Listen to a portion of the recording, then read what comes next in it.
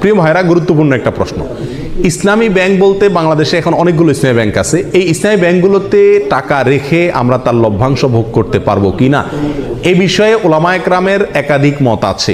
কিছু ওলামায়ে কেরামের গবেষণা অন্তে তারা বলেন যে ইসলামী ব্যাংকগুলো আমাদের দেশের পরিসরে কেন্দ্রীয় ব্যাংকের অধীনে থাকতে হয়, দেশের প্রচলিত নিয়মকানুন মেনে চলতে হয়, যার কারণে এবং অনেক ক্ষেত্রে সদিচ্ছার অভাব বা ঘাটতি থাকার কারণে পরিপূর্ণ ইসলামিক না।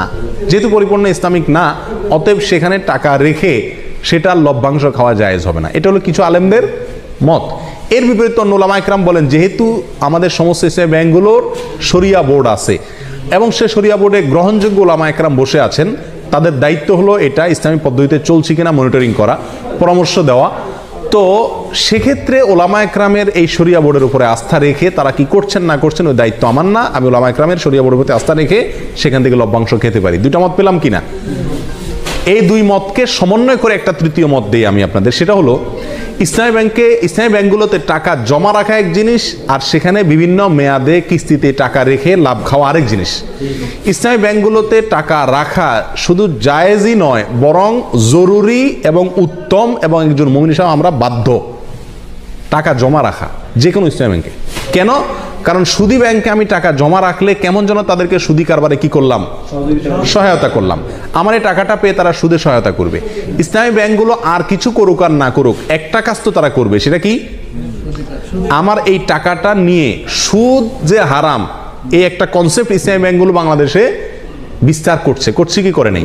অন্য ব্যাংকগুলোতেও বলে কয়ে ঘুষ দিয়ে ঘোষণা দিয়ে কি দেয়, সুদ দেয়। আর সুদ যে হারাম, এই কনসেপ্টটা ইসলামী ব্যাংকগুলো বাংলাদেশে একরকম প্রতিষ্ঠিত করছে। বাস্তবায়ন যাই হোক, এটা জানাইছে, এলেমটা তারা প্রচার করছে। স্বীকৃতি এবং স্লোগান হলো তারা সুদমুক্ত ব্যাংকিং চায়। অতএব তাদের কাছে টাকা রাখা আর সুদী ব্যাংকে টাকা রাখা বেশ কম আছে না নেই? সুদী ব্যাংকে টাকা রাখা মানে সরাসরি সুদখোরকে আমি হেল্প করা, ঠিক না? তাহলে আমরা ইসলামী ব্যাংকের টাকা জমা রাখবো অন্য ব্যাংকের উপরে প্রাধান্য দিয়ে, এতে কোনো সন্দেহ নাই।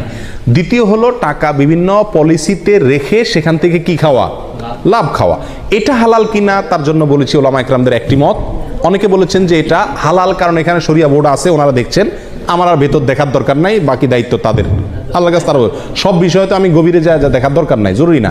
আর সবচেয়ে বড় কথা হলো তারা বলেন মুসলিম হিসাবে আমরা যেরকম মুসলিম, ভেজালও আছে ভালো আছে, ইসলামী ব্যাংকগুলো এরকম দুধের দোয়া না, তাদেরও ভুলও আছে সঠিকও আছে। কিন্তু তারা যেহেতু সুদের বিরুদ্ধে স্লোগান নিয়ে রাস্তা নামছে এবং এটার বিরুদ্ধে একটা ফ্লো তৈরি করতে চাচ্ছে, অতএব তাদের ওখানে টাকা রেখে হালাল ব্যবসার পলিসিতে টাকা রেখে লাভ খাওয়া মাসে মাসে জায়েজ আছে। এটা ওলামাদের মত। অন্য ওলামায়ে কেরাম বলেন যে না, পরিপূর্ণভাবে ইসলামীভাবে চলতে পারে না, বাধা আছে, অথবা সদিচ্ছার অনেক ক্ষেত্রে অভাব আছে, এই জন্য না জায়েজ। এক্ষেত্রে আমি বলবো তৃতীয় মতটি, সেটা হলো যদি আপনার বিকল্প কোনো পথ খোলা থাকে, তাহলে আপনি এই ব্যাংকে টাকা রেখে লাভ খাওয়ার চাইতে সরাসরি ব্যবসা করুন, সেটা সবচেয়ে নিরাপদ এবং ভালো, সন্দেহ থেকে দূরে থাকলেন। আর যদি অন্য কোনো সমস্ত উপায়গুলো বন্ধ হয়ে যায়, তাহলে ইনশাআল্লাহ বিদিনিল্লাহ এটা পরিপূর্ণ হারাম হবে না। আল্লাহু আলাম।